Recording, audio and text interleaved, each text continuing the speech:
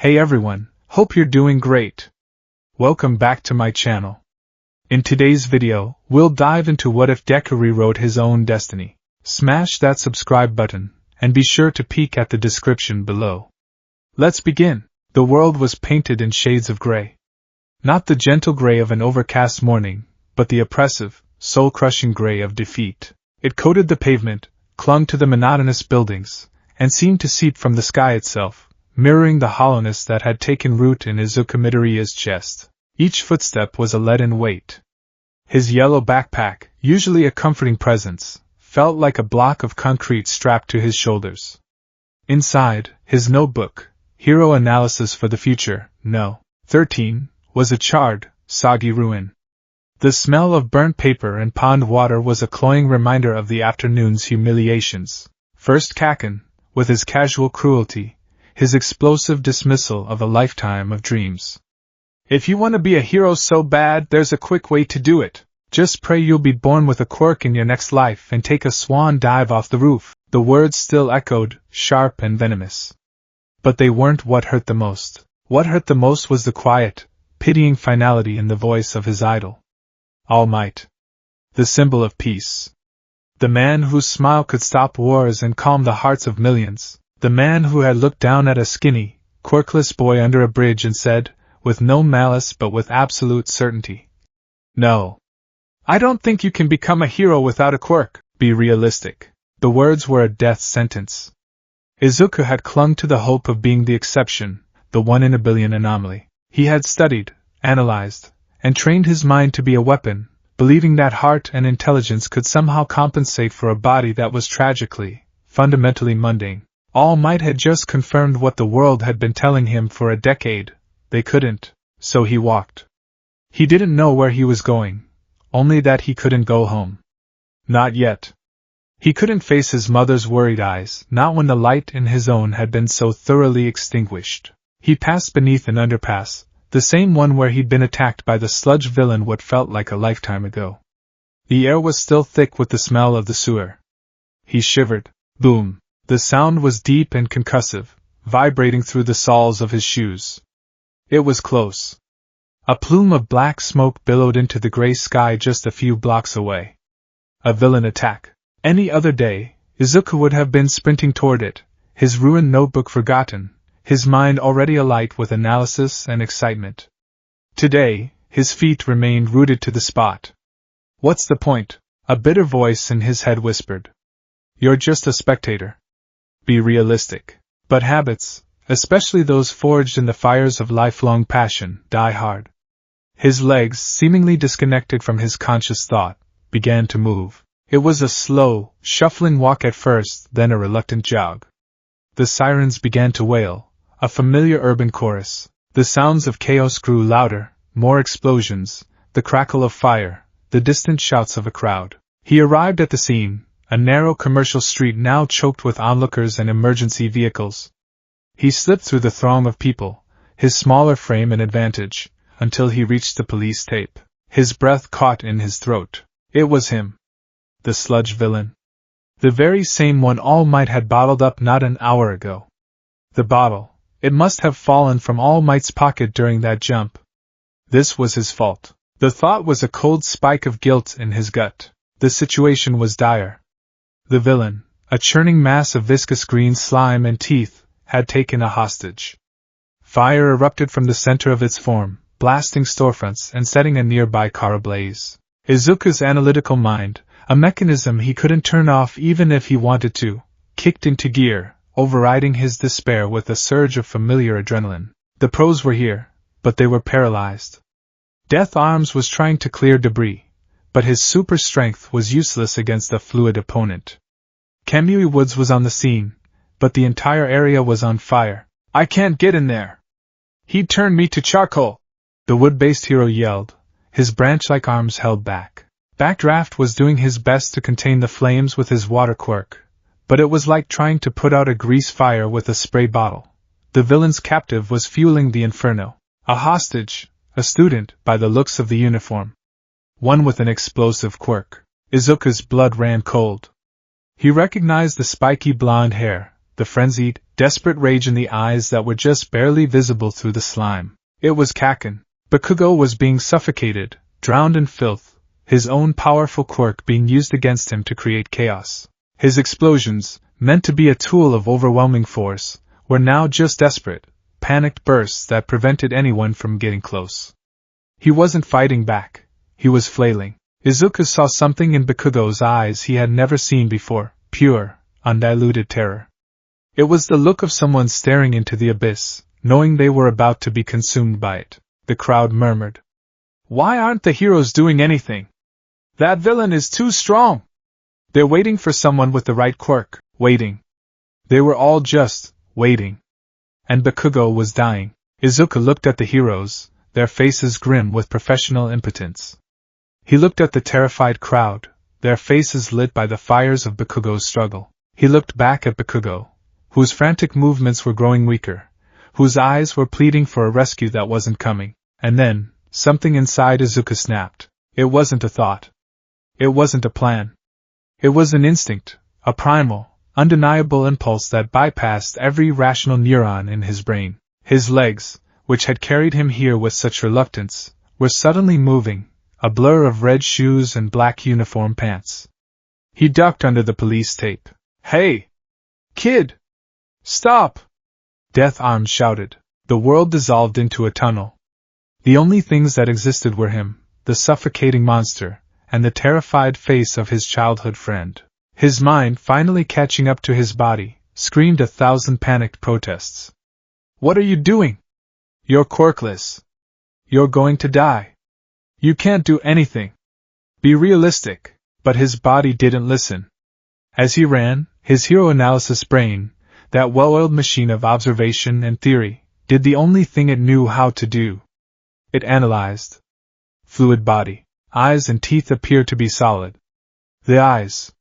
They're the weak point. Without breaking stride, Izuku swung his yellow backpack off his shoulders. It was a clumsy, desperate act. He wasn't aiming for a knockout blow. He was aiming for a distraction. He hurled the bag with all his might.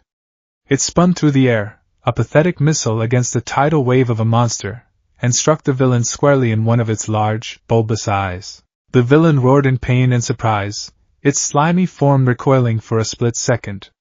The grip on Bakugo's mouth loosened just enough. "Kaken!" Izuku screamed, his hands clawing uselessly at the sludge. The substance was thick and foul, slipping through his fingers. It was like trying to grab water. "I couldn't just stand there and watch you die. What the hell are you doing here, Deku?" Bakugo choked out, finding a sliver of air. Izuku kept digging, his nails scraping, his mind racing. He had no power, no strength, nothing. But he had bought a few seconds. That had to be enough. It had to be. Just as the villain recovered, its attention turning from Bakugo to the irritating gnat clawing at it, a new shadow fell over the street. "Have no fear. Because I am here." The voice boomed like a thunderclap, a sound of absolute authority. All Might, in his magnificent, muscle-bound form, had arrived. The crowd roared. Izuku felt a wave of relief so powerful it almost buckled his knees. "I really am pathetic," All Might said, his voice a low growl of self-recrimination as blood trickled from the corner of his mouth.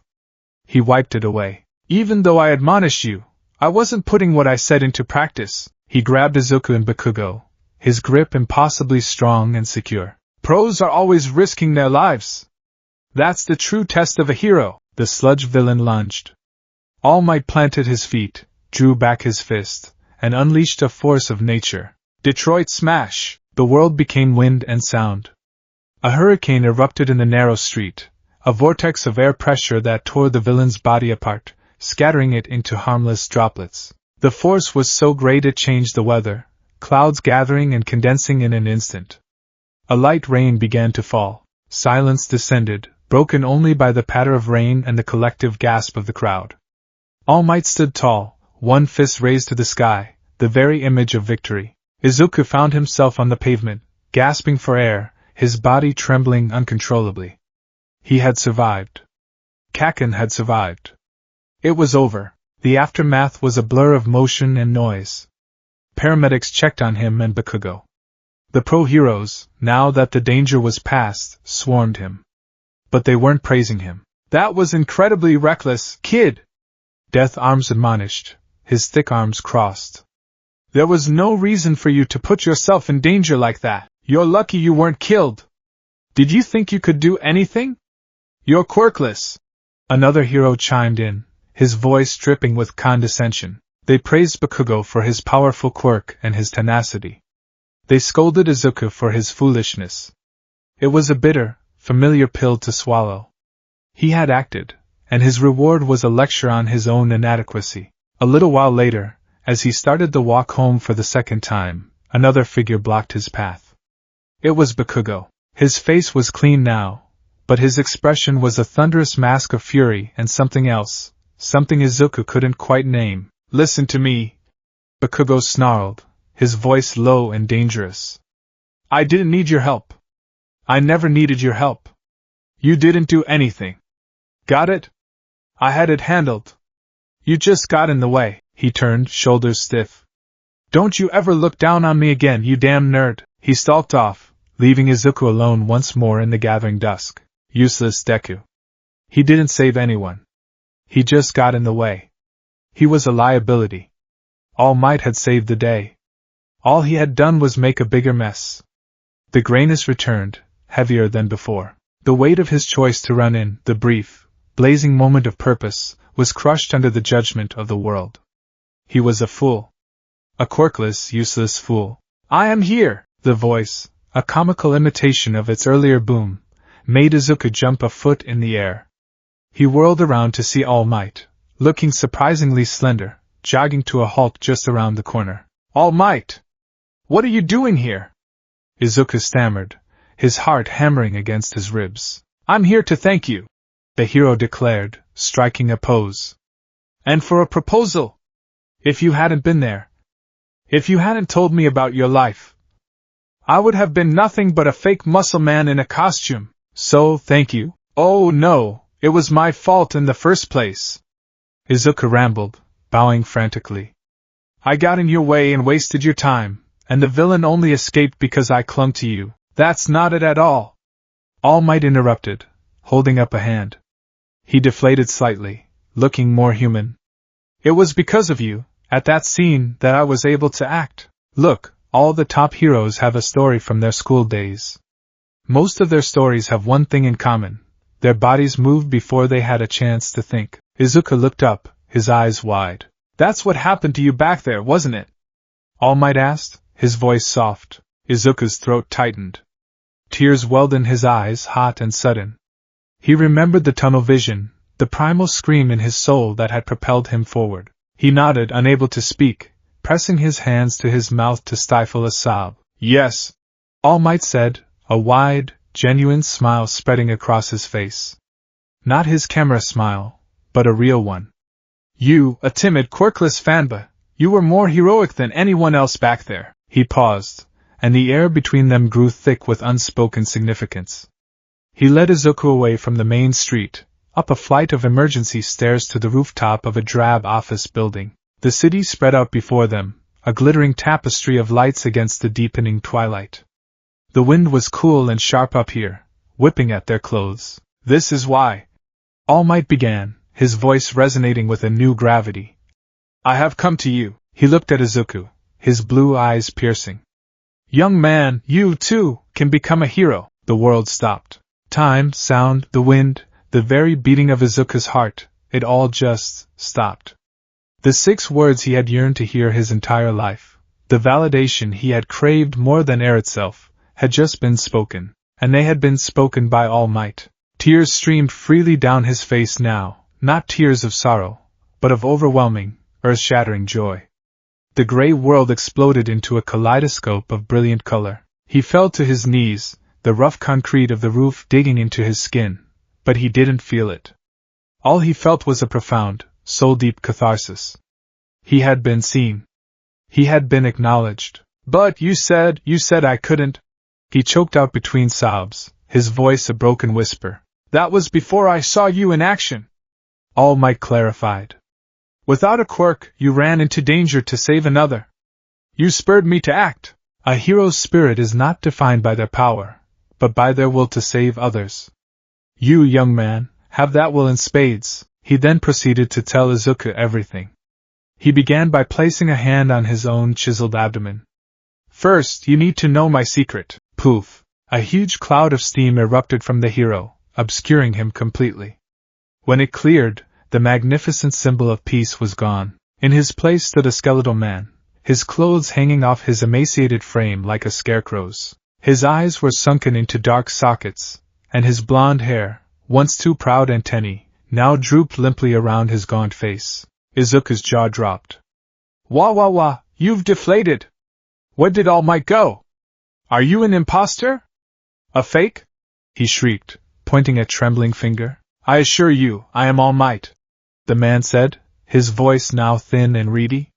He coughed, a racking sound, and a bit of blood spattered onto the back of his hand. He lifted his baggy t-shirt, revealing a horrific injury. A massive, swirling scar tissue wound dominated the left side of his torso, a deep, puckered vortex of ruined flesh that looked like it had been carved out by some malevolent force. Izuku stared in horror, his fanboy mind going into overdrive. That injury, was it from your fight with Toxic Chainsaw 5 years ago? You know your stuff. The hero sighed, letting the shirt fall. But no. That punk barely laid a scratch on me. This wound was from a fight I kept hidden from the public, a fight that took my stomach and half of my respiratory system. I've been wasting away ever since. I can only do hero work for about 3 hours a day now. The symbol of peace was broken. The pillar of society was crumbling. The implications were staggering. This is the secret I carry. The man, Toshinori Yagi, explained. And now for my power. Young man, have you ever heard of One for All? Izuku shook his head, his mind still reeling. My quirk is not something I was born with. It is a sacred torch, passed down from one generation to the next. Toshinori's voice took on a reverent tone. It is the crystallization of power, a quirk that stockpiles strength and can be transferred to another. I am the 8th wielder of One for All. He explained the legacy, the fight against the ultimate evil, all for one. He spoke of his master, Nana Shimura, who had entrusted him with this incredible power, and the responsibility that came with it. Izuku's mind, the analytical engine he had honed for years, finally caught up. A transferable quirk. A legacy of power. It explained All Might's impossible strength, the way he seemed to defy the known limits of quirks. It was a secret of unimaginable scale, a truth that could shake the foundations of their hero-centric society. And All Might was telling him, I have been searching for a successor. Toshinori continued, his hollow eyes locking onto Izuku's. Someone with a true hero spirit. And then, today, I found you, the quirkless boy who ran into the fire, not for glory or fame, but because his body moved before he could think. Young Midoriya. I deem you worthy of my power. He extended a long, bony hand. The setting sun cast his skeletal frame in a long, heroic shadow that resembled his muscular form. I want you to inherit my quirk. I want you to become the next wielder of One for All. The offer hung in the air, shimmering with impossible weight. Izuku's world, which had already been turned upside down, was now sent spinning into a new, uncharted galaxy of possibility. He could have a quirk, not just any quirk, but All Might's quirk. The power to save everyone with a smile. The power to become the #1 hero. Everything he had ever dreamed of, every fantasy he had ever entertained in the lonely quiet of his room, was being handed to him. Yes! The word formed on his lips, a breath of pure, unadulterated ecstasy. His mouth opened to accept this divine gift, to begin his new life. But the word caught in his throat. He looked down. He saw his own hands. They were trembling, smudged with dirt and soot from the alley. His knuckles were raw and scraped from his futile attempt to dig Bakugo out of the slime. They were pathetic hands. Weak hands. Quirkless hands. They were also the hands that had thrown the backpack. They were the hands that had acted. A thought, small and insidious at first, began to worm its way through the overwhelming joy. He's giving me his power, so I can be a hero. Wait, so I can't be a hero without it? The thought was a splash of ice water. He looked up at All Might's hopeful, expectant face. It was the kindest face he had ever seen. And yet, the proposition was, at its core, the same thing everyone had always told him. "I'm sorry, Izuku! I'm so sorry!" His mother's tear-streaked face when he was 4 years old, a confirmation of his brokenness. "You should probably give it up." The doctor's clinical, detached advice, clipping the wings of a child's dream before they could even grow. "You're just a useless Deku." Kaken's daily mantra of scorn, branding him with his powerlessness. And just hours ago, All Might himself. Be realistic. Now, the message was different, but was the underlying premise? Before it was, "You can't be a hero because you are quirkless."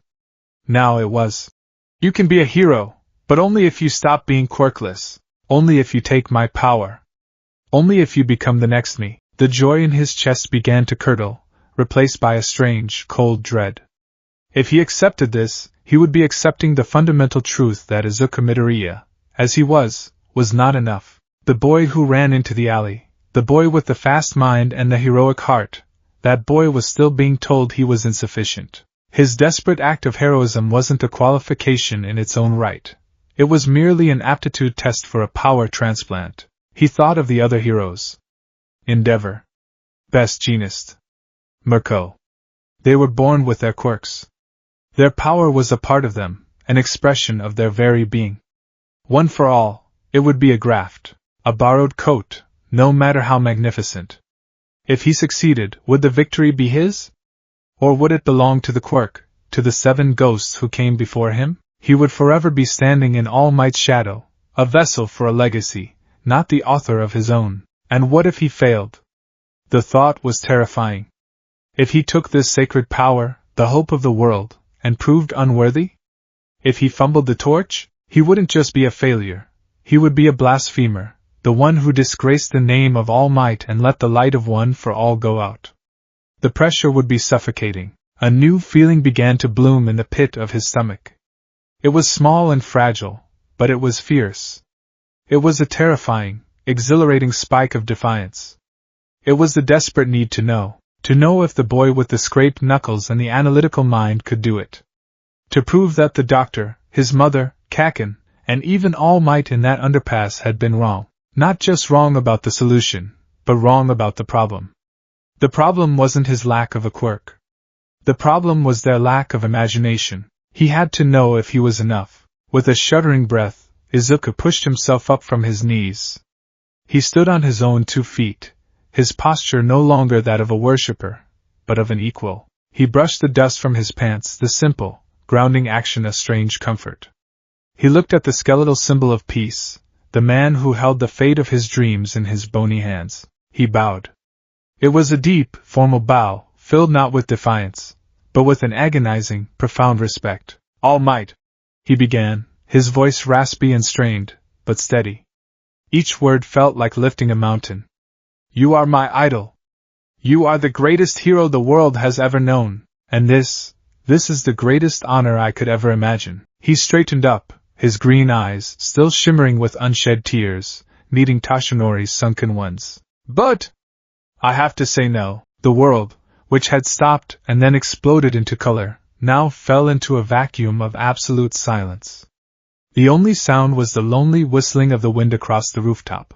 Tashinori's face, already gaunt, seemed to hollow out even further. His jaw, which had been set in a hopeful smile, fell slack. His eyes, which had been shining with the light of a new legacy, widened in pure, unadulterated disbelief. In his long, decorated life, Tashinori Yagi had faced down incomprehensible evil, stared death in the face, and borne the weight of the entire world on his shoulders. He had been praised, feared, worshipped, and hated. But in all his years, in all his battles, in all his interactions with millions of people, no one had ever refused the gift of one for all. No one had ever refused him. He was utterly, completely speechless. He just stared, his mind a blank slate, unable to process the 2 words that had just dismantled his entire plan, his entire hope for the future. He finally found his voice. It was a small, baffled croak. "Why?" The question was not an accusation. It was not a demand. It was a genuine, desperate plea for understanding from a man whose worldview had just been cracked down the middle. Izuku looked down at his scraped hands one last time, clenching them into tight fists. He felt the sting of the broken skin, the ache in his muscles. It was his pain. It was real. It was proof that he had been there. He looked up, his gaze clear and resolute, the tears finally gone, replaced by a terrifying fire. Because if I take your power, Izuku said, his voice quiet but ringing with the conviction of a life-altering choice, I'll never know if I could have done it on my own. He held All Might's stunned gaze for one more second, etching the moment into his memory. Then, with another respectful bow, he turned his back on his idol, on the legacy, on the destiny that had been offered to him. He walked to the rooftop door, each step heavy with the monumental weight of his refusal. He didn't run.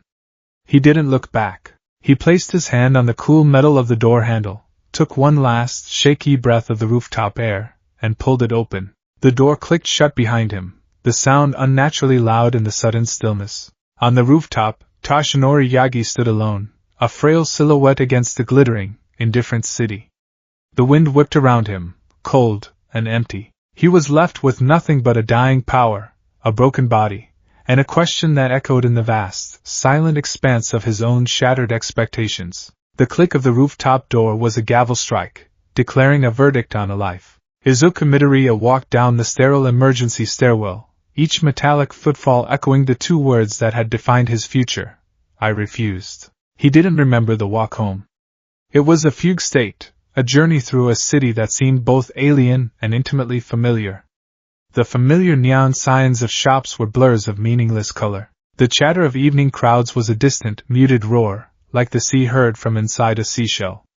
His body was on autopilot, his mind a maelstrom of shock and dawning horror. He fumbled with the keys to his apartment, his hands still trembling. The door opened into the warm, quiet space he called home. Izuku? Is that you? You're late, honey. I was starting to get worried. His mother's voice, a melody of gentle concern, drifted from the kitchen. I am home. He managed to call back, his own voice sounding foreign and brittle. He quickly kicked off his red shoes, desperate to get to the sanctuary of his room before the dam broke. Dinner's almost ready. I saw the news, that awful villain attacked downtown. You weren't anywhere near there, were you? No, Mom. I'm fine. He lied, the words tasting like ash. He was the opposite of fine. He was a universe of not fine. He slid his bedroom door shut, the soft thump sealing him in with his monumental, life-shattering decision. And then, he saw it. His room was not a room, it was a shrine. A testament to a decade of singular, unwavering devotion. All Might was everywhere. All Might posters beamed down from the walls, fists raised in triumph. All Might action figures stood in heroic poses on his shelves. His bedspread was an explosion of red, white, and blue, emblazoned with the symbol of peace's iconic silhouette. For his entire life, this room had been his haven, a place where his dreams were not only allowed but celebrated. Tonight, it was a torture chamber. Every smiling face, every flexed bicep, every bold declaration of, I am here, was an accusation. They were mocking him. You could have had this, they seemed to say. You could have been a part of this legacy, and you said no? You foolish, arrogant, worthless boy. What have I done? Crisis didn't crash down on him like a wave. It seeped into him like a slow-acting poison, a chilling flood that rose from the soles of his feet until it filled his chest, his throat, his head. His legs gave out. He slid down the wall, his back scraping against the poster of All Might's Silver Age costume, and landed in a heap on the floor. He had refused All Might. He, Izuku Midoriya, the boy who had rewatched All Might's debut video until the file corrupted, the boy whose first written word was All Might, the boy whose very soul was woven with threads of admiration for this one man, had looked his God in the eye and rejected paradise. A sob tore itself from his throat, raw and agonizing. It wasn't a cry of joy like on the rooftop. It was the sound of a dream dying a violent, self-inflicted death. He buried his face in his hands, his body racked with tremors. The magnitude of his choice was an Everest of regret. He could have had a quirk. The quirk. The power to save people, to be a hero, to finally be worth something. And he had thrown it away. For what? For pride? For some half-baked, childish notion of proving himself? Who was he trying to prove it to? The world didn't care. It had already passed its judgment. He was quirkless. He was useless. He had just been handed the one and only get-out-of-jail-free card in the universe, and he had torn it to pieces out of sheer, idiotic stubbornness. He stayed on the floor for what felt like hours, a crumpled ball of misery amidst the monuments to his former faith. The smell of his mother's cooking, katsudon, his favorite, a celebration meal she must have been planning, drifted under the door, making his stomach churn with guilt. He couldn't face her. He couldn't tell her he had met his idol and then spit on the opportunity of a lifetime. His gaze drifted across the room, landing on the yellow backpack he'd discarded by his desk. Its contents were probably a mess. Inside was the charred, waterlogged husk of Hero Analysis for the Future, number 13. The notebook Bakugo had so casually destroyed. Slowly, painfully, he crawled over to it. He unzipped the main compartment and pulled out the notebook. It was a pathetic sight. The cover was blackened, the pages warped and wavy, the ink of his meticulous notes bled into illegible blue-black clouds. It was a physical manifestation of his dream, burned, drowned, and ruined. He was about to throw it in the trash, to discard the last piece of his foolish ambition, when he flipped it open. The first few pages were a complete loss. But as he went deeper, the water damage lessened. He reached the analysis he'd done on Kamui Woods, the page filled with diagrams of wood tensile strength and vulnerabilities to fire and desiccation. He saw his notes on Mount Lady, speculating on the structural integrity required for buildings to withstand her gigantification. And then he reached a clean, untouched page near the back. It was blank.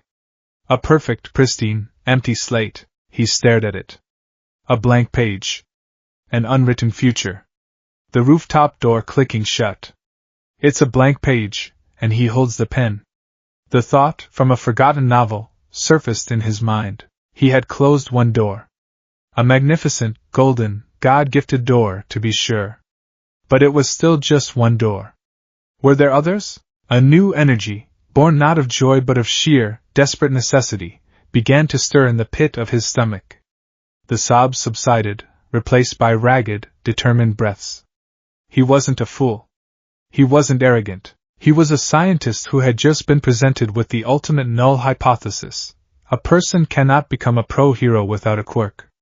The world said it was true. All Might, in his heart of hearts, had believed it was true. Izuku Midoriya had just bet his entire life on proving it false. This wasn't a tragedy. This was an experiment. And he was the lead researcher. He scrambled to his desk, the ruined notebook still in hand. He shoved aside a stack of All Might manga and powered on his computer.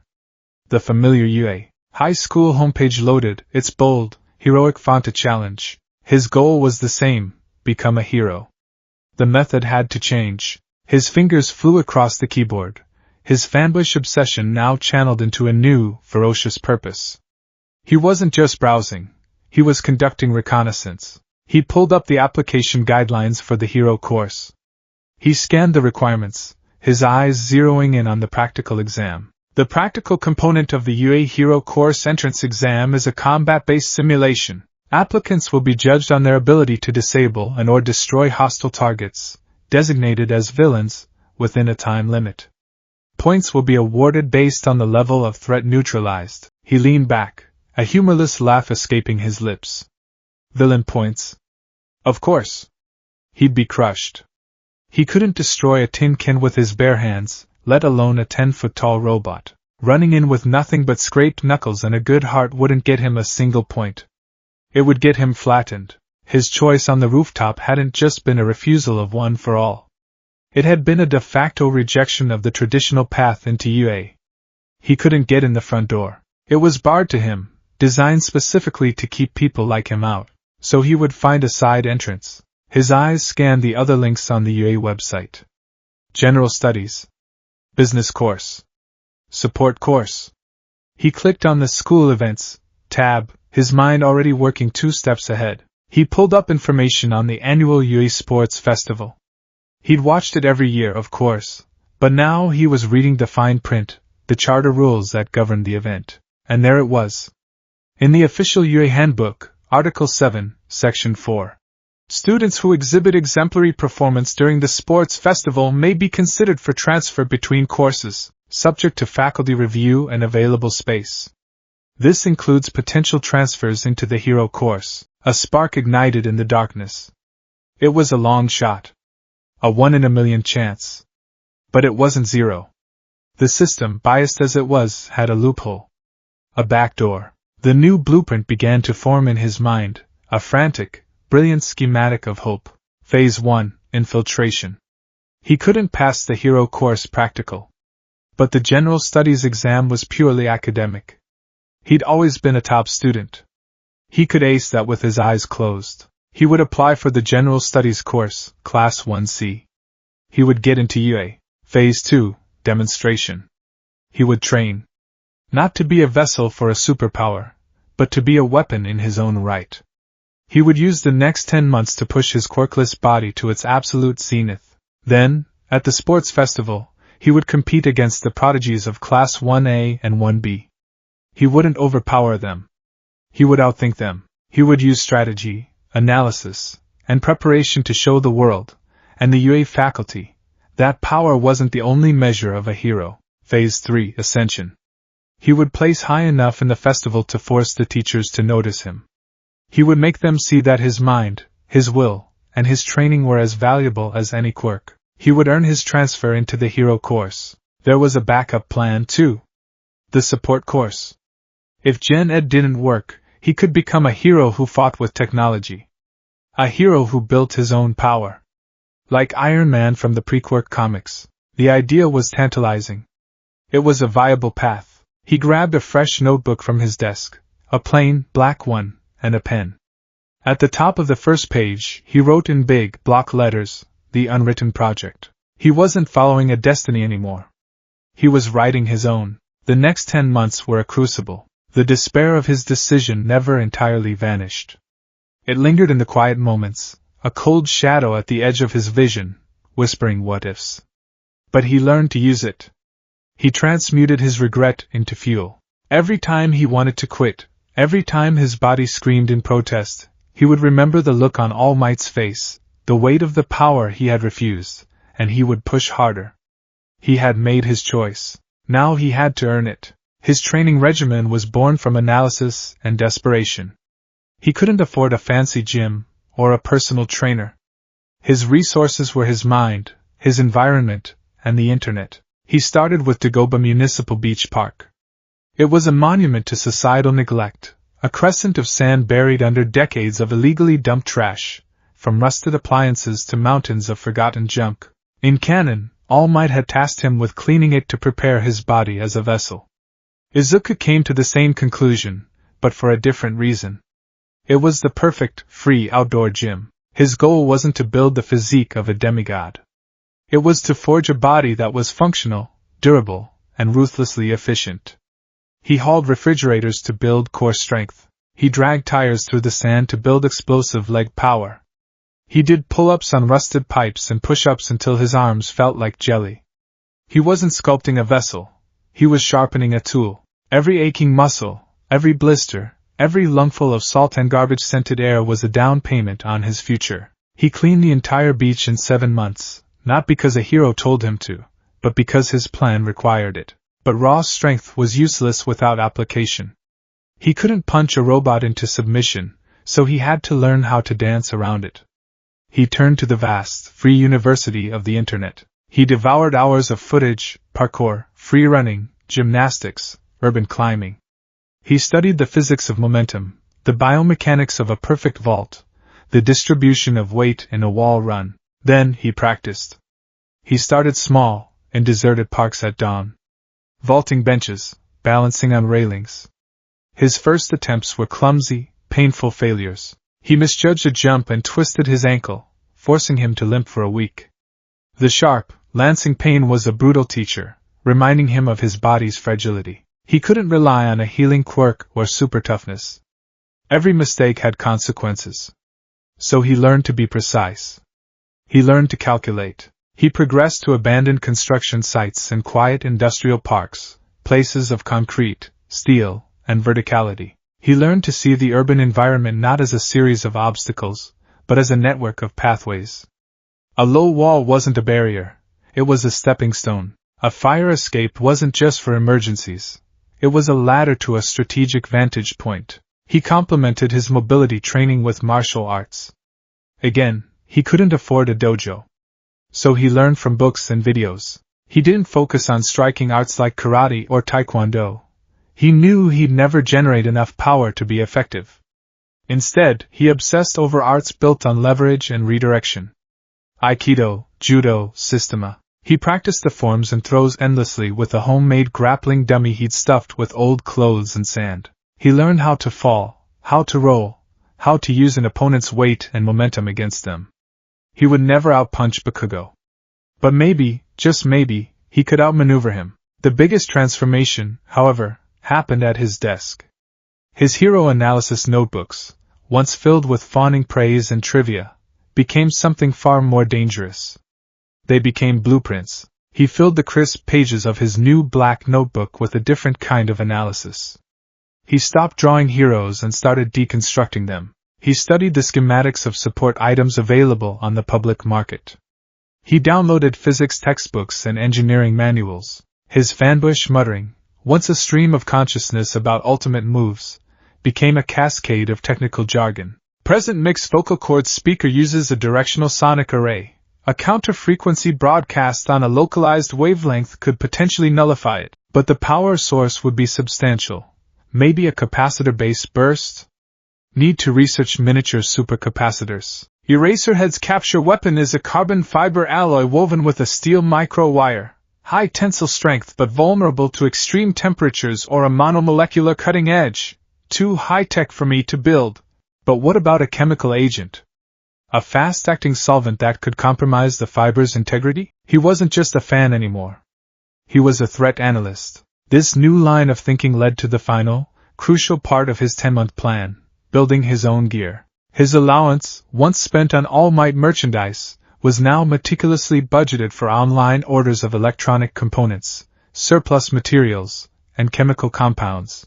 The junkyard that was once Dagoba Beach became his personal hardware store. His first project was a grappling hook launcher. His initial design was a disaster. He repurposed the motor from an old power drill and mounted it in a bulky housing. When he tested it, the recoil from the compressed air propellant was so violent it nearly broke his wrist and sent the grappling hook flying backwards into his bedroom wall, leaving a spiderweb of cracks in the plaster his mother fortunately never noticed. He didn't give up. He refined. He studied recoil absorption systems in firearms. He added a stock and a stabilizing brace. He redesigned the hook for better grip and a lighter weight. After dozens of failed prototypes, he finally created a functional device, a sleek, forearm-mounted launcher that could fire a clawed hook up to 50 feet with reasonable accuracy. It was loud, clumsy, and had only one shot before needing a slow, manual reload, but it worked. It was his. Next came the smoke pellets. He spent a month studying basic chemistry, learning about exothermic reactions and particulate suspension. His first few batches were duds, producing more of a sad, wispy haze than a vision-obscuring cloud. One batch reacted too quickly, singeing his eyebrows and filling his room with acrid smoke, forcing him to spend an entire night airing it out before his mother got home. But eventually, he perfected the formula, a small, hard-caked ball of potassium nitrate, sugar, and a few other agents that, when ignited by a simple friction-based fuse, would produce a thick, billowing cloud of disorienting white smoke. His final piece of starting gear was the simplest and perhaps the most effective, a reinforced bow staff. It was a 6-foot length of steel conduit pipe he'd salvaged from a construction site. He'd filled its core with compacted, resin-treated sand to give it weight and shock absorption, then wrapped it in high-friction grip tape. It wasn't fancy, but it was durable. It was an extension of his arms, a tool for blocking, tripping, and creating distance. It was the weapon of someone who had no intention of letting the fight get to close quarters. By the end of the 10 months, Izuka Midoriya was a different person. The chubby, soft-faced boy who had wept on the rooftop was gone. In his place was a lean, wiry young man. His body was a corded map of hard-earned muscle, his skin littered with the small scars, scrapes, and bruises of his relentless training. His eyes, once wide with naive wonder, were now sharp, focused, and perpetually tired. He still muttered, but his mutterings were now calculations. He still admired heroes, but his admiration was now tempered with a critical, analytical edge. The night before the UA entrance exam, he didn't sleep. His room was clean and organized. The All Might posters were still there, but they were different now. They were no longer idols to be worshipped, but a benchmark to be surpassed. They were the mountain he had chosen to climb on his own. On his floor, his gear was laid out in a neat row, the forearm-mounted grappling launcher, polished and ready, a bandolier of a dozen smoke pellets, his weighted staff leaning against the wall. His backpack was packed not with schoolbooks, but with spare parts, a first aid kit, high-energy protein bars, and 2 water bottles. He stood before his full-length mirror. He saw a boy on the cusp of manhood, terrified but resolute. He had refused a gift from a god and had spent nearly a year in a self-imposed hell to justify it. He had no borrowed power, no divine mandate. All he had was a sharp mind, a body pushed to its absolute limit, and a backpack full of homemade tricks. It felt like bringing a pocket knife to a war. He was terrified. The cold knot of fear in his stomach was a familiar companion. But beneath it, there was something else. A hard, unyielding core of determination. He had built this. He had earned this. Whatever happened tomorrow, this path was his and his alone. The morning of the exam arrived, gray and early. He ate a silent breakfast, his mother watching him with worried eyes, mistaking his focused intensity for simple exam jitters. "Do your best, Deku," she said, hugging him at the door. "I'm so proud of you for trying." The word stung, but he just smiled.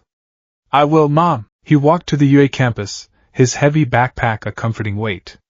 He saw the other applicants converging on the massive gates, a vibrant, chattering sea of teenage ambition. And quirks. They were everywhere, on full display. A girl with long, prehensile hair that writhed like snakes. A boy with metallic skin that gleamed in the morning light. A tall, serious-looking student with engines sticking out of his calves. They buzzed with latent power, with the casual confidence of those who had won life's genetic lottery. And then there was him. A plain-looking boy in a standard middle school uniform, carrying a slightly too large backpack. No visible powers. No intimidating aura. He was utterly, completely invisible, a background character in someone else's story. He clutched the strap of his backpack, the worn fabric grounding him. He looked up at the towering, H-shaped glass building of UA High, a fortress of dreams he was about to lay siege to. Fear was a cold hand gripping his heart. The doubt, his old enemy, whispered in his ear. "You're going to fail. You're a corkless joke with a bag of toys. You should have taken the power." He took a deep breath, the cool morning air filling his lungs. He closed his eyes. He pictured the blank page in his notebook. He pictured his blueprints, his equations, the schematics for his grappling hook. He pictured the sun rising over a clean beach. He opened his eyes. The fear was still there, but it was no longer in control. It was just noise. His objective was clear. The plan was in motion. He was terrified. But he was ready. The air in UA's main auditorium was thick with the scent of ozone and nervous sweat. It was a vast, cavernous space, tiered like a university lecture hall but with the intimidating scale of a concert stadium. Hundreds of teenagers, the hopeful cream of the nation's crop, sat in silent rows, their vibrant quirks and personalities suppressed by the solemnity of the moment. The silence was absolute, a heavy blanket punctuated only by the rustle of paper and the frantic scratching of pens. This, Izuku thought, was his element. Out in the courtyard, surrounded by the overt displays of power, he had felt like an ant at a gathering of giants. The sheer kinetic energy of the other applicants had been a palpable force, a constant, humming reminder of his own physical deficit.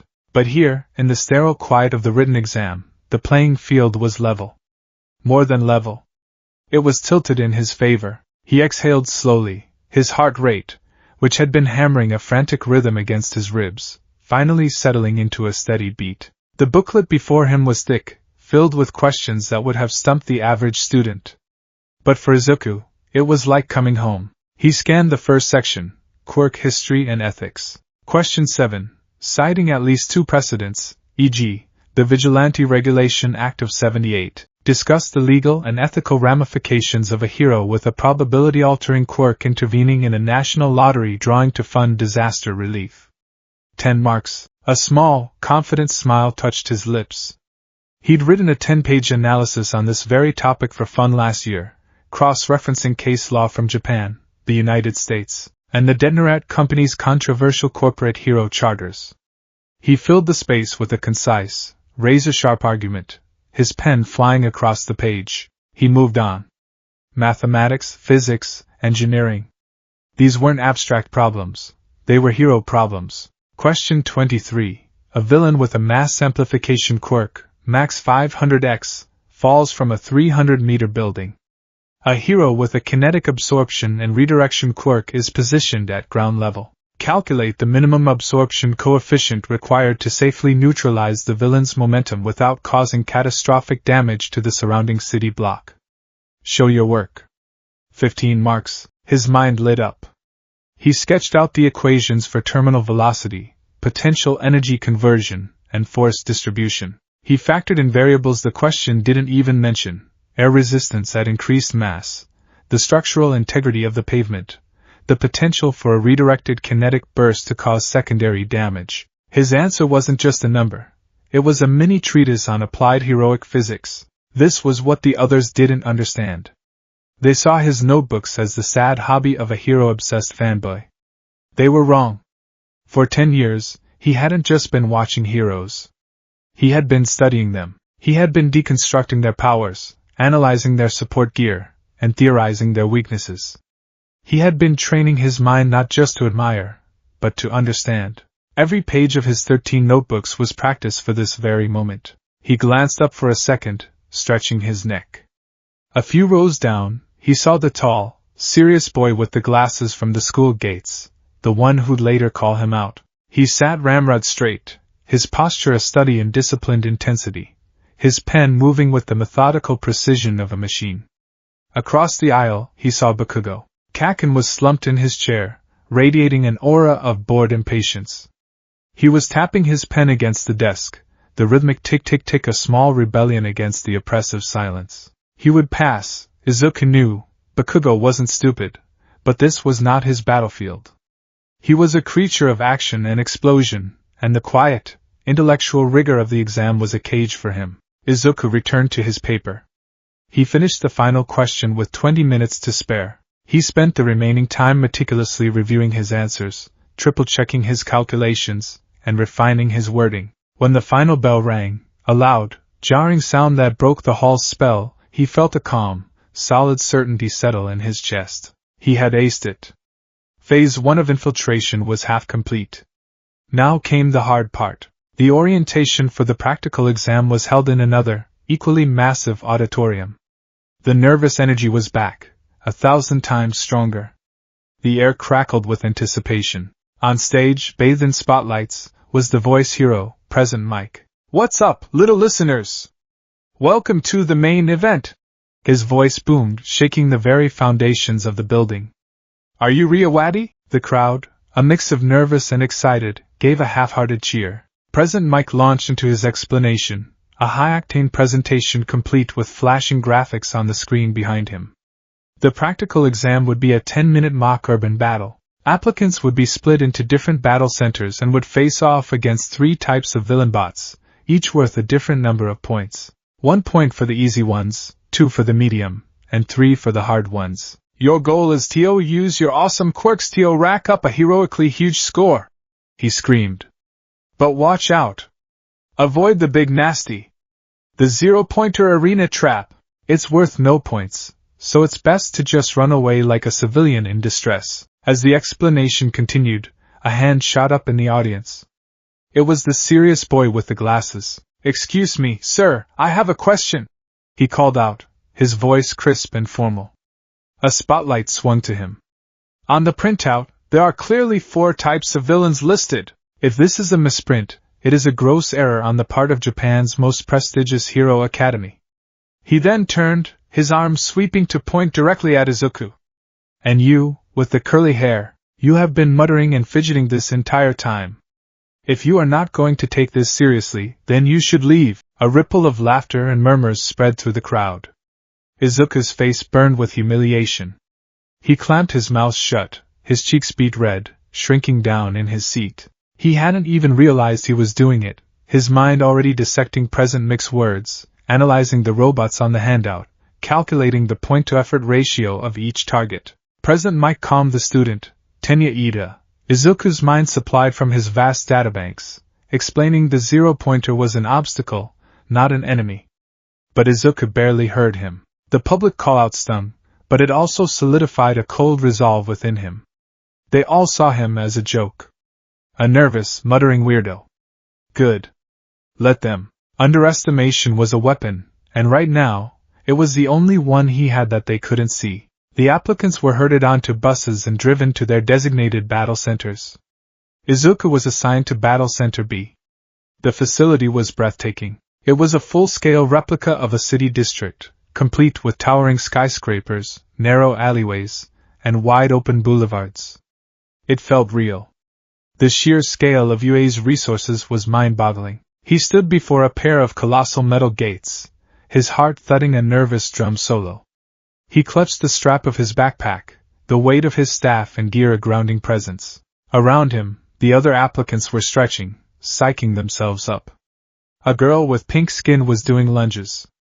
A boy with a bird head was staring stoically at the gates. They were all ready to unleash hell. Izuku, meanwhile, was reviewing his own plan. Avoid direct confrontation. Use the environment. Observe, analyze, act. Survive. The primary objective is not to score points, but to find a different way to demonstrate value. Look for a rescue opportunity. Be the hero, not the fighter. And start!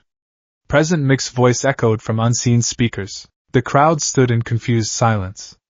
What's wrong? The hero's voice boomed. There's no countdown in a real fight. Run! Run!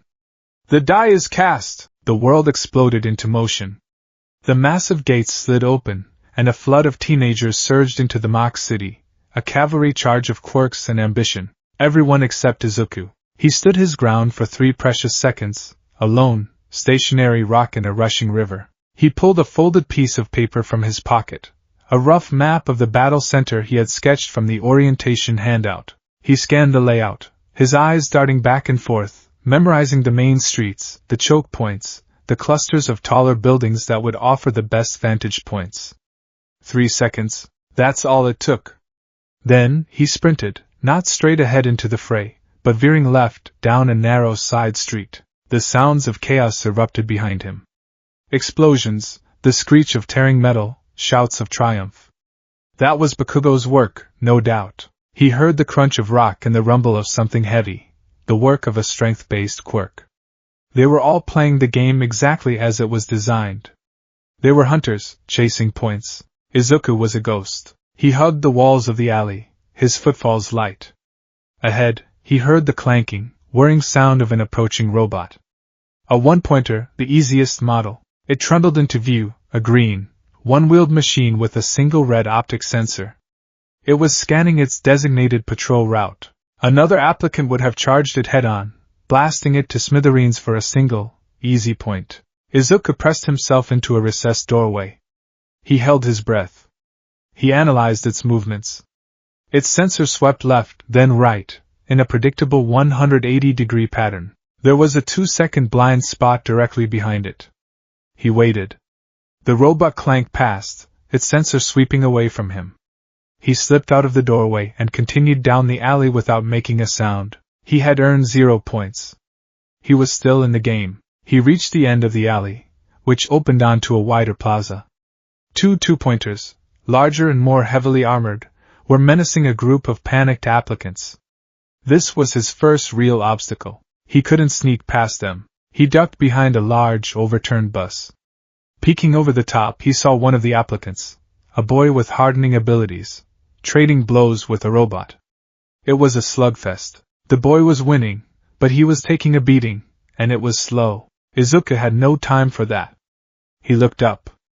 The building to his left was 4 stories high, with a sturdy-looking flagpole bracketed to the wall about 30 feet up. It was a risky shot. He unstrapped the grappling launcher from his pack and secured it to his forearm. The device felt heavy, clumsy. He took a deep breath, aimed, and fired. Thwump. The compressed air charge went off with a loud, startling noise. The hook shot upwards, trailing its cable, and with a satisfying clang, snagged the flagpole's support bracket. He tested the line. It was secure. He holstered the launcher, grabbed the cable, and began to climb, hand over hand, his parkour training kicking in. It was exhausting work, his muscles screaming in protest. The other applicants were scoring points, and he was climbing. The doubt began to creep in. Is this working? Am I just wasting time? He gritted his teeth and pushed the thought away. Trust the plan. He reached the roof, his lungs burning.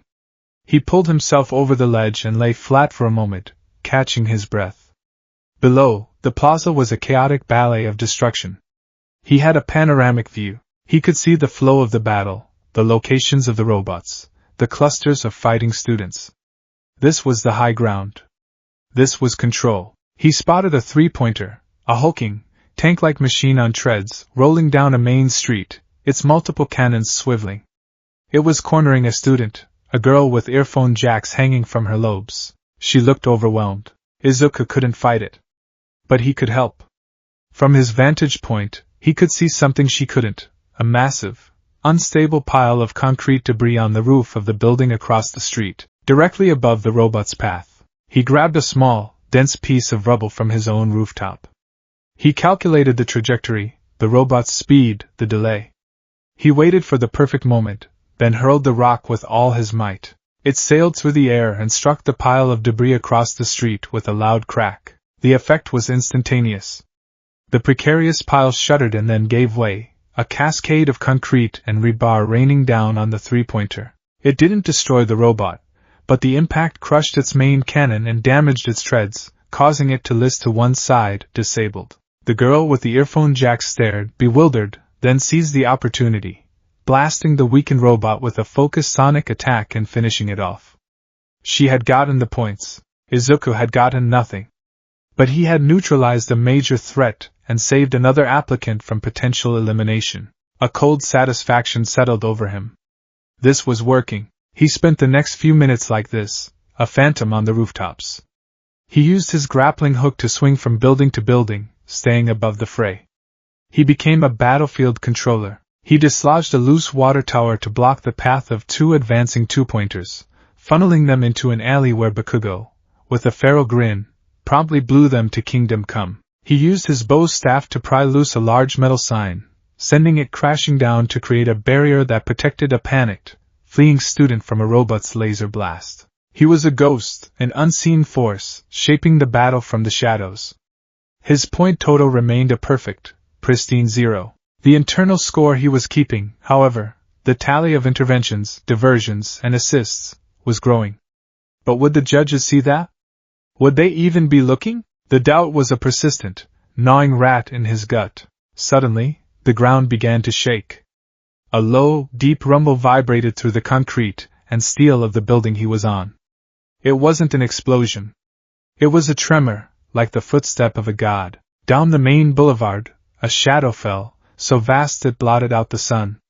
A building at the far end of the street crumbled into dust, and from the cloud, it rose. The zero-pointer. It was immense. A true colossus of green metal and black circuitry, it dwarfed the 20-story skyscrapers. Its head scraped the sky, a single, glowing red optic the size of a bus scanning the cityscape. It was less a robot and more a walking natural disaster. Present mixed advice echoed in his head, run away, and everyone did. The frantic, point-driven chaos of the exam vanished, replaced by a singular, unified purpose, survival. Students scrambled, tripped, and fled in pure, primal terror. The zero-pointer took a slow, ponderous step, and the street cracked under its weight. Izuku was already moving, his mind screaming at him to get as far away as possible. This thing was beyond him. It was beyond anyone here. Its armor was probably feet thick. His staff would be a toothpick, his smoke pellets a puff of steam. This was a force of nature. He was halfway to the far side of the roof when he heard it. A small, pained cry. He skidded to a halt, his heart lurching. He peered over the edge of the roof. Down below, amidst the rubble and debris from the robot's entrance, a girl was trapped. It was the kind-faced girl with the brown bob he'd seen at the gates. A huge slab of concrete had pinned her leg, and she was struggling desperately to get free. She looked up at the approaching behemoth, her face a mask of pure terror. It was the sludge villain all over again. A person in danger. Heroes nowhere to be seen. A monster bearing down, and his legs were moving. He didn't think. He didn't plan. The instinct, the one All Might had praised, the one he had bet his entire future on, took over. He sprinted back across the roof, his destination the edge directly above the trapped girl. His analytical mind, dragged along by his heroic impulse, kicked into high gear. Cannot destroy. Cannot fight. Objective, rescue. Problem, robot is approaching. Solution, delay the robot. How? Structural weak point. He looked at the colossal machine. It was built for intimidation, not speed. Its movements were slow, ponderous. Like any bipedal structure of that size, its greatest weakness would be its balance. The ankles, the joints that supported tens of thousands of tons of metal. The plan formulated in a split second of frantic, high-stakes clarity. It was insane. It was suicidal. It was the only option he had. He reached the edge of the roof. The girl, Ochako Uraraka, his brain supplied, was about 50 feet below. The zero-pointer was less than a city block away, closing in. He had maybe 30 seconds. Hey! He screamed, his voice raw. Up here! He didn't know if the robot would notice him, but he had to try. He unslung his backpack, his fingers fumbling with the clips. He pulled out a smoke pellet and one other item, a 3-foot length of hardened steel rebar he'd salvaged from Dagoba Beach, sharpened to a crude point at one end. It was heavy, unwieldy. He jammed it into a loop on his belt. The robot's massive optics swiveled and locked onto him. A tiny, insignificant speck on a rooftop. It registered him as a target. Good. He pulled the fuse on the smoke pellet. With a hiss, it ignited. He threw it not at the robot's face, but down, at the street level, directly in front of its path. A thick, billowing cloud of white smoke erupted, obscuring the robot's ground-level sensors and, more importantly, obscuring Izuku's real target, the ankle joint. He fired his grappling hook. The thwump was lost in the grinding sound of the robot's advance. The hook shot across the chasm of the street, a silver blur against the sky. It clanged against the robot's massive thigh, the magnetic claw finding a handhold on a maintenance panel. This is insane, he muttered, his own voice sounding distant. He took a running leap off the roof. For a terrifying second, he was airborne, the wind screaming in his ears. Then the cable went taut, and the harness dug viciously into his ribs and shoulders. The momentum swung him in a wide, terrifying arc, directly toward the robot's leg. The G-force was immense, trying to tear his arms from their sockets. He was a tiny pendulum swinging toward a metal god. The ground was a dizzying blur below. He could see the trapped girl through the smoke, her eyes wide with a mixture of terror and disbelief. He timed the apex of his swing. As he swooped in toward the robot's ankle, a joint the size of a small car, he pulled the steel rebar from his belt. The joint's piston, a massive cylinder of polished metal, was retracting for the next step. He had one shot. With a desperate roar that was torn from his throat, he swung the rebar like a bat, aiming for the gap between the piston and its housing. Scree! The sound was the most horrible noise Izuku had ever heard. It was the sound of 1,000,000 tons of force grinding against a foreign object. The rebar, caught in the joint, bent, buckled, and then jammed itself deep into the mechanism. The zero-pointer's leg seized up. Its forward momentum, now catastrophically interrupted, caused it to lurch and stumble. It didn't fall. It was far too massive for that. But it was thrown off balance, its leg locked in place. It was immobilized. Izuku let go of the cable, his arc carrying him in a clumsy, uncontrolled tumble onto the street a safe distance away. He landed badly, his ankle twisting under him with a sickening pop. A bolt of white-hot pain shot up his leg. He cried out, collapsing to the pavement. But he had bought them time. Now! he screamed, pushing himself up on his elbows, his voice hoarse. Get her out! His gambit had not gone unnoticed. From a side street, the serious boy with the glasses, Tenya Ida, emerged. He had seen the entire, insane maneuver.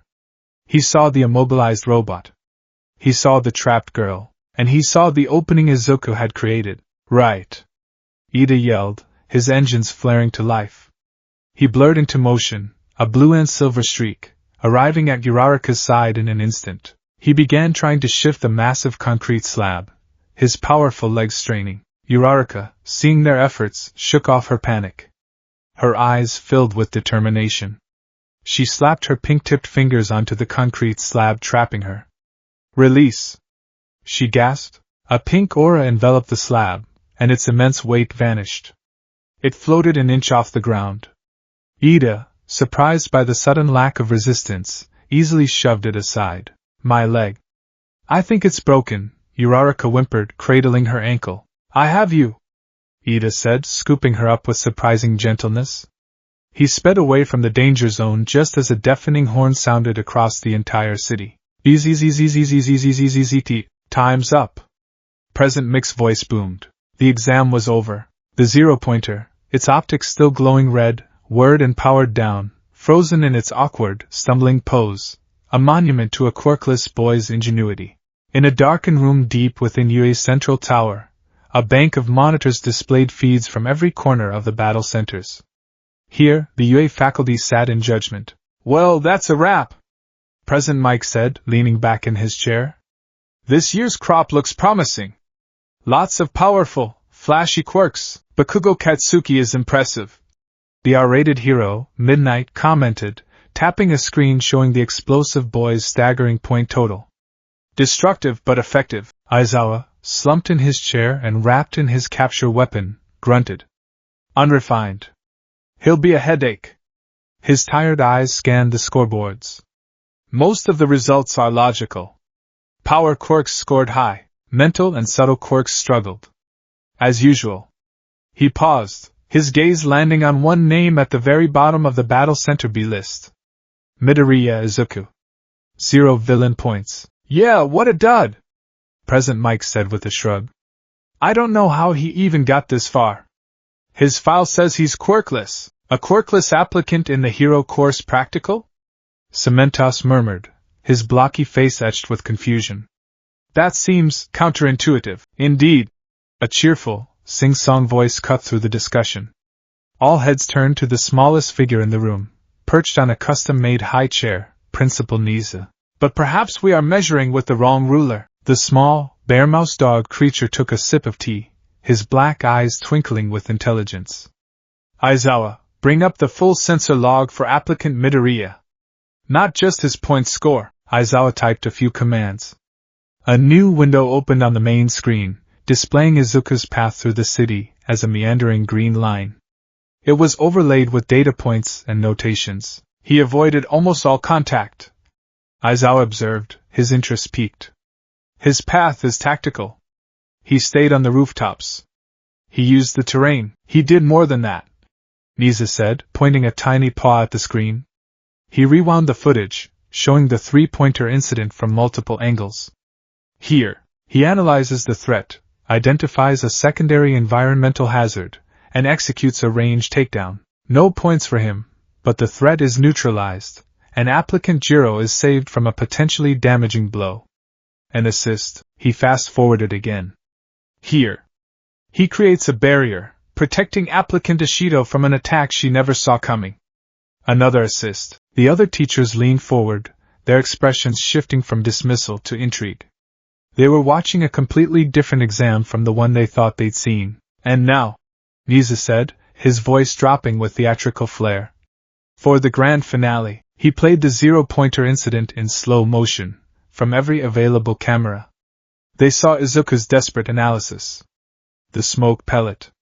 The insane, suicidal swing. The screech of metal as he jammed the rebar into the joint. They saw the giant stumble, its advance halted. They saw Ida and Uraraka seize the opening he had single-handedly created. The room was silent. The faculty stared, utterly dumbfounded. He engaged the zero-pointer. President Mike whispered, his usual bombast gone. He didn't engage it, Aizawa corrected, his voice a low murmur. His eyes were wide, a rare crack in his perpetually bored facade. He outsmarted it, precisely. Nizu chirped, his smile widening. He did not destroy a single target, and yet he disabled two, orchestrated the takedown of a third, and facilitated the rescue of a fellow applicant from an impossible situation, all while sustaining injury himself. He displayed tactical awareness, environmental analysis, ingenuity, and above all, selfless, reckless courage. Nizu turned to the stunned faculty.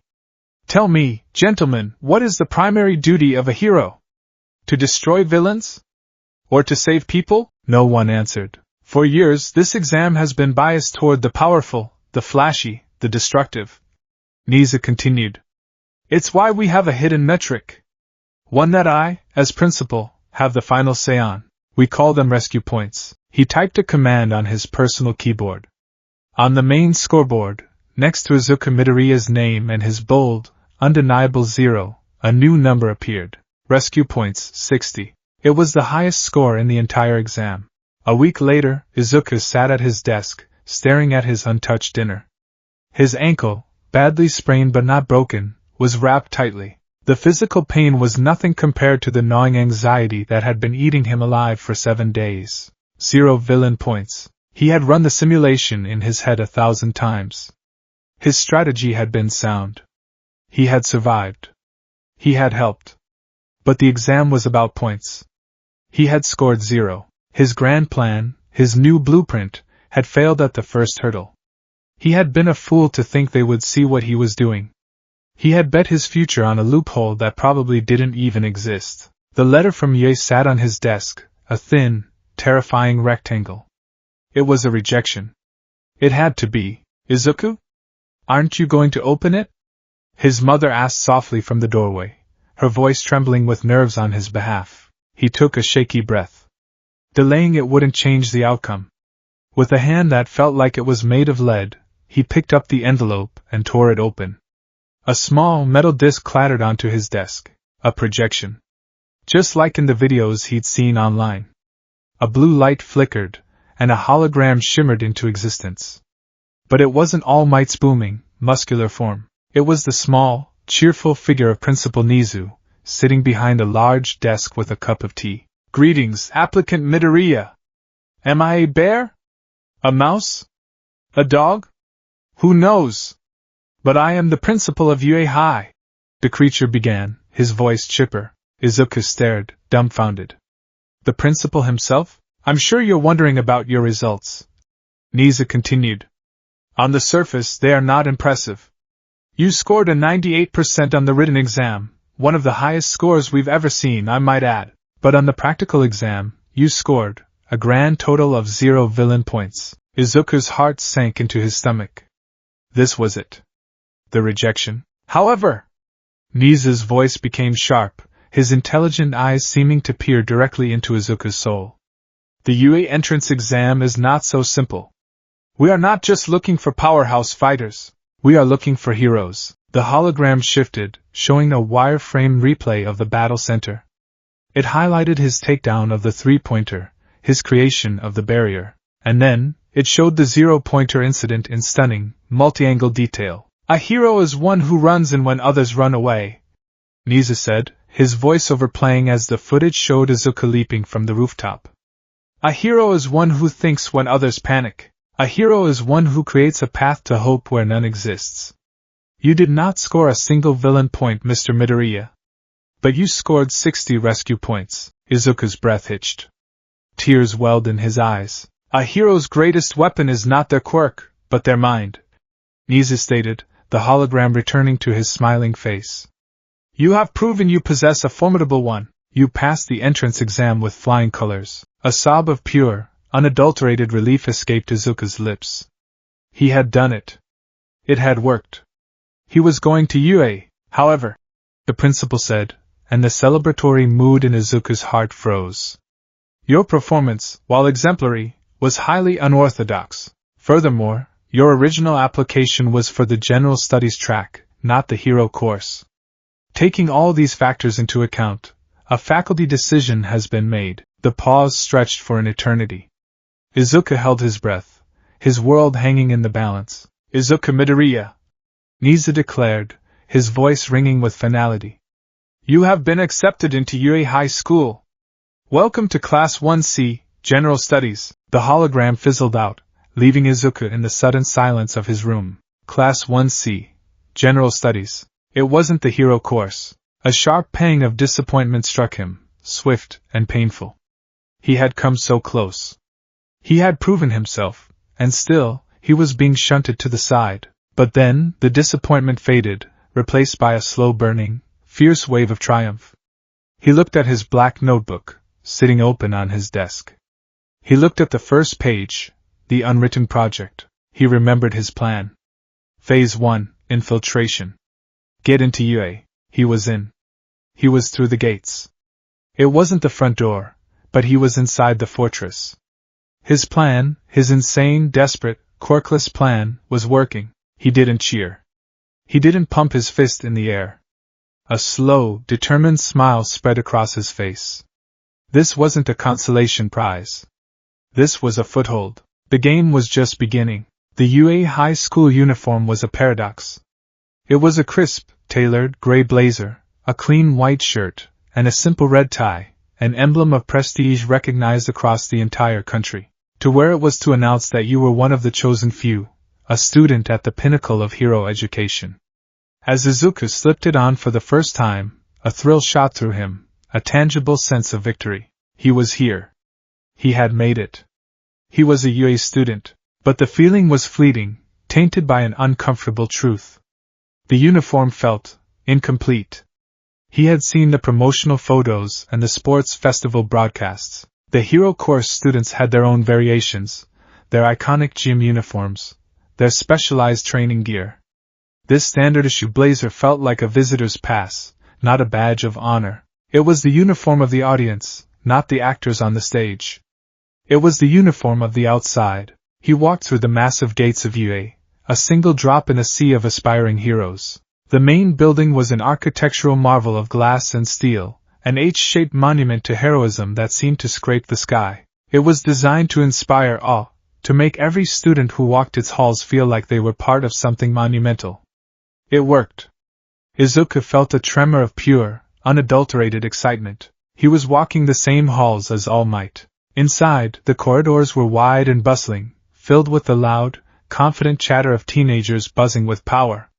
A boy with 6 arms gestured animatedly in a conversation. A girl with vine-like hair waved to a friend. Izuku kept his head down, clutching his backpack strap like a lifeline. He was an anomaly here, and he felt it in the curious glances that lingered on him for a beat too long. The rumor mill at this level must be incredibly efficient. He was likely already known as the quirkless kid who passed. A curiosity. A fluke. He followed the signs, his heart a nervous drum against his ribs. He came to a major intersection in the main corridor. A large sign hung from the ceiling, a fork in the road of destiny. An arrow pointed left, Hero Course Classes 1A, 1B. An arrow pointed right, General Studies Classes 1C, 1D, 1E. He hesitated. Just for a second. His gaze drifted to the left, down the hallowed hall that led to his dream. The door to Class 1A was propped open. He saw a flash of brown hair and recognized the kind face of the girl he'd helped in the exam, Ochako Uraraka. He saw the tall, broad-shouldered form of Tenya Ida, already directing students with crisp hand gestures. They were in there. They were starting their journey. He had fought alongside them, bled on the same pavement, and yet a chasm now separated them. It was the ache of a ghost limb, a future he could see but couldn't touch. Well. Look what the cat dragged in. The voice was a low snarl, laced with contempt and a new, unsettling note of confusion. Izuku didn't need to turn around. That voice was etched into his DNA. He turned slowly. Bakugo Katsuki stood there, hands shoved in his pockets, his own uniform looking rumpled and rebellious, as if the fabric itself couldn't contain his explosive nature. He wasn't smiling his usual cruel smirk. His red eyes were narrowed, scanning Izuku from head to toe, taking in the plain General Studies uniform. Gen Ed? Bakugo scoffed, a short, sharp sound of derision. The confusion in his eyes was replaced by a familiar, dismissive arrogance. The world made sense to him again. Figures. So you finally learned your place, Deku. Took you long enough. Stop blocking the damn hallway for the real students. He didn't wait for a response. He shouldered past Izuku, purposefully bumping him hard enough to make him stumble, and stalked down the left-hand path toward Class 1A without a second glance. The message was clear. Izuku was not a rival. He was not a competitor. He was a piece of scenery, an obstacle to be bypassed on the way to greatness. The old Izuku would have flinched. He would have shrunk into himself, the words carving fresh wounds into his already scarred self-esteem. But the boy who had stared down a god on a rooftop and refused him was not the same boy Bakugo had tormented for a decade. The words still stung, but they didn't penetrate. They were just noise. He steeled himself, the brief pang of envy solidifying into a cold, hard resolve. He thinks I know my place, Izuku thought, his hand tightening on his backpack strap. Good. Let him. He turned right and walked toward his own classroom. Class 1C was quiet. It was a stark contrast to the crackling energy he'd felt from the hero course applicants. These students were still the best and brightest. To get into UA's General Studies was an achievement in itself, but there was a palpable atmosphere of resignation in the room. They were the ones who hadn't made the cut. They were the supporting cast. Some looked bitter, others apathetic. They were smart kids who had found themselves sorted into the normal pile at the world's most extraordinary school. Izuku found an empty seat near the back, by the window. As he sat, he felt the weight of dozens of eyes on him. Whispers erupted like little brush fires around the room. Is that him? The one who's quirkless? Seriously? How did he even? Heard he only passed the written part. He ignored them, pulling out a fresh notebook, the Unwritten Project, Volume 2, and a pen. He focused on the clean, blank page, a small island of potential in a sea of judgment. Let them whisper. He was used to it. The homeroom teacher came in, a tired-looking man with a nondescript quirk who quickly ran through the school rules and orientation schedule. Izuku took meticulous notes, his mind already filtering the information, looking for opportunities, for schedules, for anything that could give him an edge. As the teacher droned on, Izuku's analytical gaze swept across his new classmates. He wasn't looking for friends. He was looking for assets. For allies. For anyone else who had that same spark of dissatisfaction, of ambition that refused to be extinguished. His eyes landed on a boy slumped in his seat a few rows ahead of him. He had a shock of wild, indigo-colored hair that seemed to defy gravity and deep, dark bags under his eyes that spoke of chronic exhaustion or profound apathy. He wasn't whispering or staring. He was just watching, his gaze slowly panning across the room with a detached, almost predatory intelligence. His posture was a slouch of pure cynicism, but his eyes were sharp. They were the eyes of someone who was paying attention, even if he was pretending not to. The bell rang for lunch. The classroom emptied out quickly, students eager to explore the famous UA cafeteria. Izuku packed his things, his stomach growling, but his mind was still on the purple-haired boy. As Izuku stood up, he found the boy blocking his path in the aisle. He was taller than Izuku, and his tired, heavy-lidded eyes seemed to look right through him. Your Midoriya Izuku, he said. It wasn't a question. His voice was flat, raspy, as if he rarely used it. Why yes, Izuku stammered, caught off guard. The quirkless kid who aced the written exam and got in on a technicality. Again, not a question. Just a statement of fact. Izuku braced himself for the insult, the derision he'd come to expect. But it didn't come. The boy just stared at him, his expression unreadable. I'm Shinso Hitoshi, he said. I've been wondering what a unicorn looks like up close. Izuku blinked. A unicorn? Someone who beats a rigged game, Shinso clarified, a flicker of something, not quite a smile, but a shadow of one, touching his lips. This school, this whole hero system, it's biased. It's built for people with flashy, physical quirks. The kind of powers that look good on camera and are great for breaking robots. A jolt of recognition shot through Izuku. He was hearing his own thoughts, his own frustrations, spoken aloud by a stranger. My quirk is called brainwashing, Shinso continued, his voice dropping to a low, conspiratorial tone. If someone responds to a question I ask, I can make them do whatever I want. Powerful, right? He gave a short, humorless laugh. But you can't exactly talk a robot into shutting itself down. So, the entrance exam deemed me unsuitable for the hero course. And here I am. He gestured vaguely at the empty Class 1C classroom. The land of misfit toys. Izuku found his voice. I understand. I bet you do, Shinso said, his eyes narrowing slightly, a new intensity in his gaze. You're the only one here who gets it. The only other person who knows what it's like to be judged and found wanting before you even get a chance to show what you can do. The air between them shifted. This wasn't just a casual conversation. It was a sounding out, a test. Shinso was extending a feeler, looking for a kindred spirit in this sea of mediocrity. The system isn't just biased, Izuku said, his voice gaining strength. The nervousness he felt was being replaced by the confidence of his convictions. It's flawed. It only measures one kind of strength. It doesn't account for strategy, or intellect, or will. Shinso's eyebrows rose a fraction of an inch. Will, he repeated, tasting the word. So that's your angle. The power of the human spirit. A bold play. He crossed his arms, leaning against a desk. So, what's the plan, Unicorn? You going to sit here in Gen Ed for 3 years and prove them right? Or are you going to do something about it? The challenge was laid bare. Izuku met his gaze without flinching. The sports festival, he said, the words coming out with a certainty that surprised even himself. Article 7, Section 4 of the UA Handbook. Exemplary performance can lead to a transfer. Shinso was silent for a long moment. He just stared at Izuku, his analytical eyes seeming to dissect him layer by layer. The tired apathy in his expression was completely gone, replaced by a sharp, calculating focus. He was looking at Izuku not as a quirkless kid, but as a piece on the chessboard. A very interesting, unexpected piece. Finally, he pushed himself off the desk. The UA cafeteria food is supposed to be cooked by the pro hero. Lunch rush, he said, his tone shifting back to casual. Might as well enjoy the perks of being at the bottom. Coming? It was an invitation.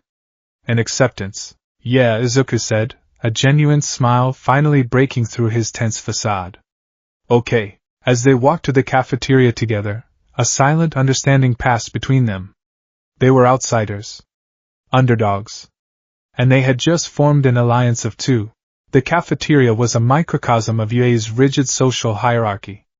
The tables were filled with a vibrant, chaotic mix of students from all courses, but a clear, unspoken segregation was in effect. In the center of the room, radiating confidence and noise, were the students of Class 1A and 1B.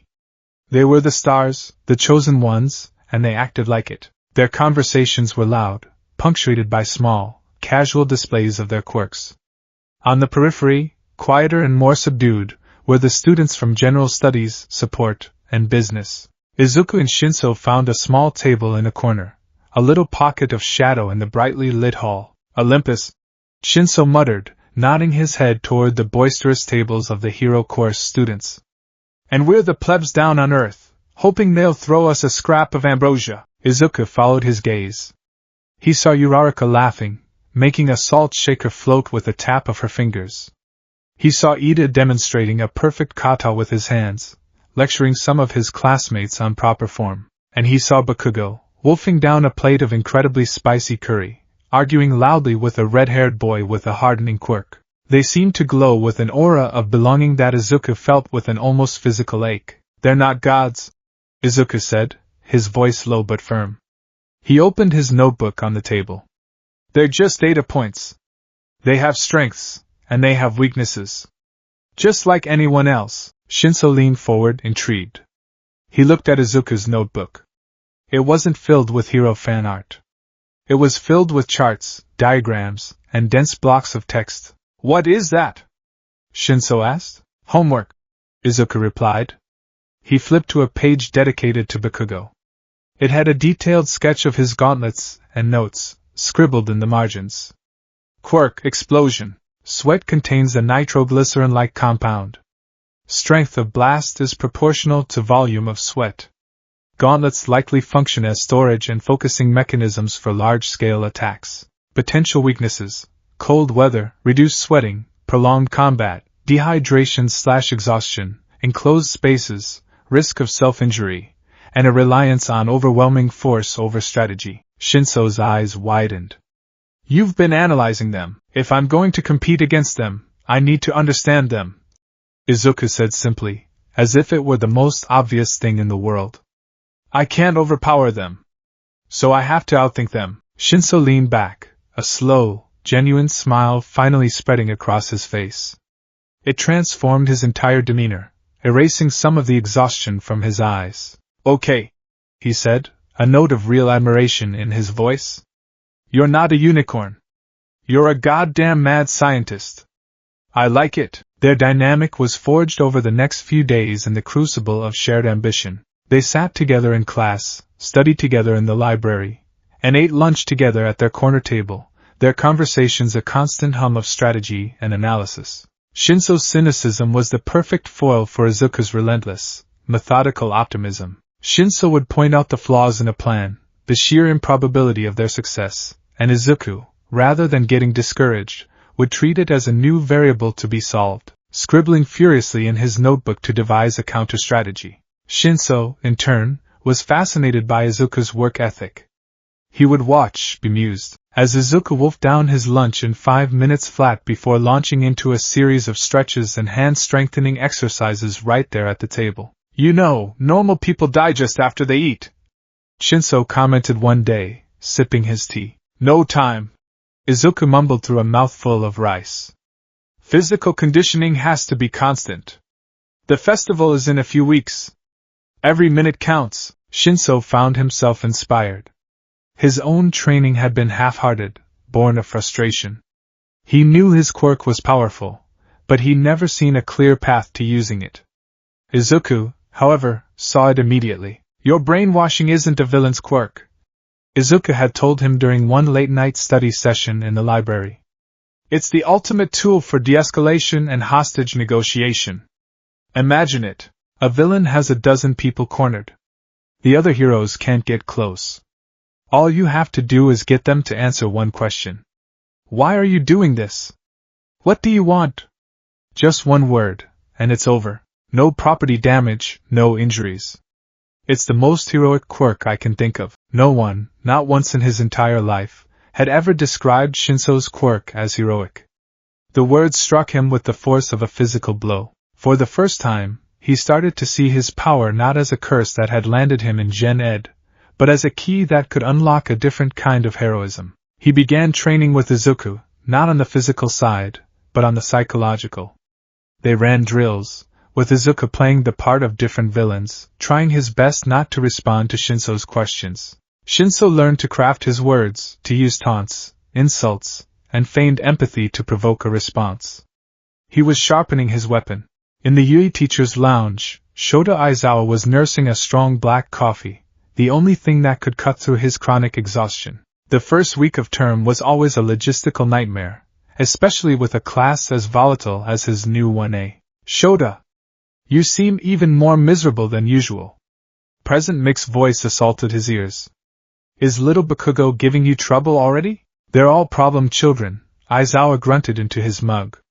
He was reviewing student files on his tablet, his eyes flicking over test scores and quirk assessments. His gaze paused on a particular file, one Nisa had specifically flagged for him. Midoriya Izuku.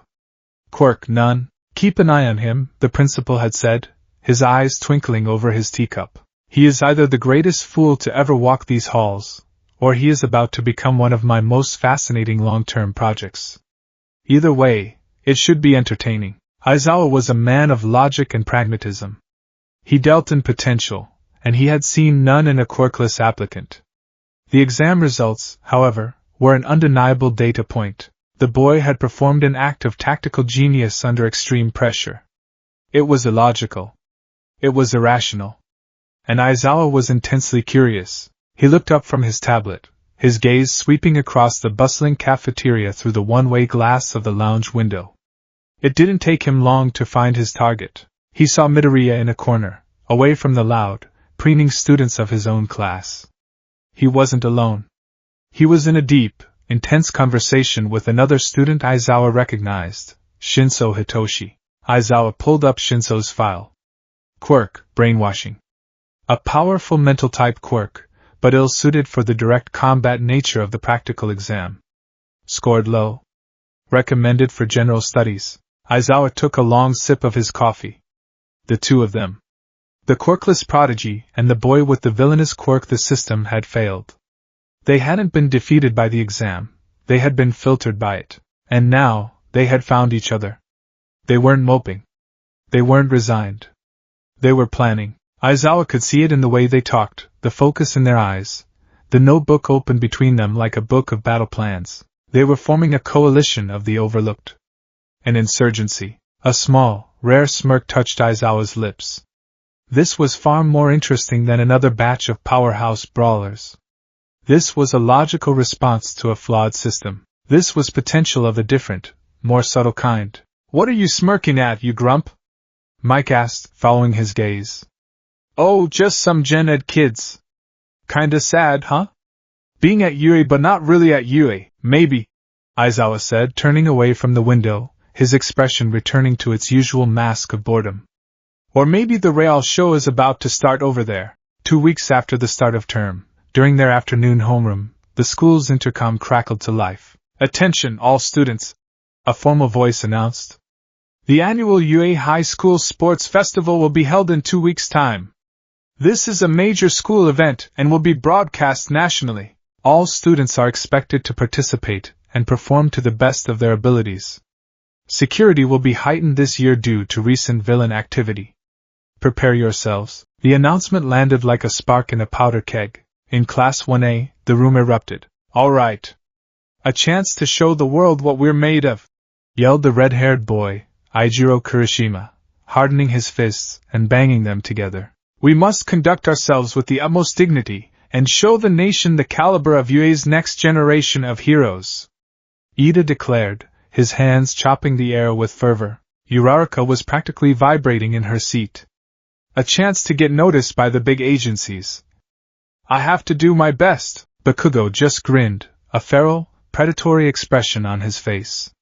He leaned back in his chair, smoke curling faintly from his palms. This wasn't a school event to him. This was a coronation. His debut. A chance to prove to the entire world that he was, and always would be, number one. Todoroki Shoto, seated at the back, remained impassive.